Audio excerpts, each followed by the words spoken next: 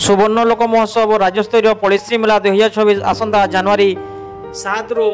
11 तारीख पर्यंत स्थानीय रामेश्वर स्टेडियम ठारे आयोजित हेबा नहीं आज सुवर्णपुर जिलापाल ऑफिस सम्मिलन कक्ष जिलापाल डॉक्टर नूरप्रभात साहू सभापति एक प्रस्तुति बैठक अनुष्ठित हो जाइछि। एही सभारे आरक्षी अधीक्षक सुवर्णपुर नारायण नायक, अतिरिक्त जिलापाल राजस्व राजेन्द्र माझी, अतिरिक्त जिलापाल साधारण सुवर्णपुर अंजलिना प्रधान समेत जिला स्तरीय समस्त अधिकारी समेत पंचायत समितिर गोष्ठी उन्नयन अधिकारी वृंद, तहसीलदार वृंद, सहर समस्त स्वेच्छासेवी अनुष्ठान कर्मकर्ता,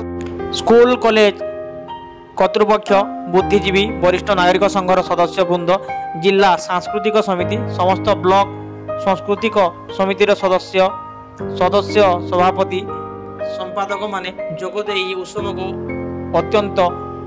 जाकजमक शांति श्रृंखला और सफल भाव परिचालन विभिन्न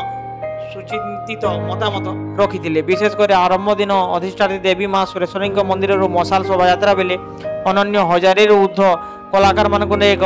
थिएटर मार्च